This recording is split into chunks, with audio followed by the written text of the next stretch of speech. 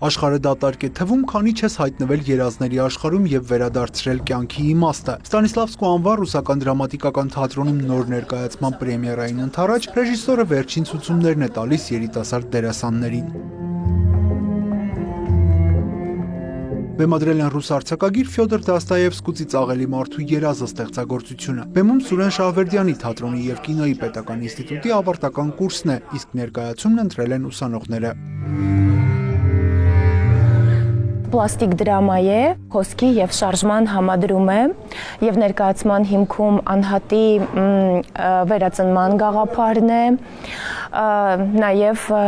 կյանքի վերարժևորման գաղափարն է, գթասիրտ լինելն է եւ մերձավորի հանդեպ սեր ունենալն է եւ առհասարակ բազմաշերտ է։ Հախնազարյանն ամեն ինչ արել է, որ յուրաքանչյուր հանդիսատես այս պատմության մեջ գտնի իր խնդիրների լուծման բանաձևերը։ Կարծես ծիծաղելի մարդը յուրաքանչյուր մարդու արտացոլանքն է, յուրաքանչյուրս էլ ծիծաղելի մարդ ենք, որովհետև յուրաքանչյուրս էլ երբեմն գնում ենք մեղքի ճանապարհով, առհասարակ մեղսավոր ենք, բայց պետք է կարողանալ այլ ճանապարհ ընտրել եւ դուրս գալ մթությունից եւ արթնացնել մեր միջի լույսը եւ տարածել այդ լույսը։ Ալինա Տիգրանյանը բեմադրության մեջ ներգրավված ուսանողներից է, նշում է ներկայացման առանձնահատկությունն այն է, որ չկան հստակ կերպարներ, ինչը թույլ է տալիս հանդիսատեսին գնալ բացահայտումների ետևից։ Դաստայևսկին մարդու հոգու խորովեր լուծական է ու մենք հենց առաջ ենք բերել երկու տարբեր իրականության բախումները ու այդ երկու տարբեր իրականությունների բախումները իմ կարծիքով որպես դերասան քեզ թույլ են տալիս ավելի հղկվել, աշխատել ինքդ քեզ վրա ու կատարելագործվել, քանի որ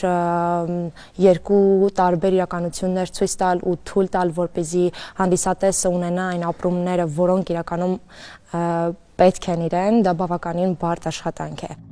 Սերը, լույսն ու խիղճը մարմնավորող Մարինե Արաբաջյանն ասում է, փորձել են այս բարդ պատմությունը հասանելի ներկայացնել, որ հանդիսատեսի համար հարցականներ չմնան։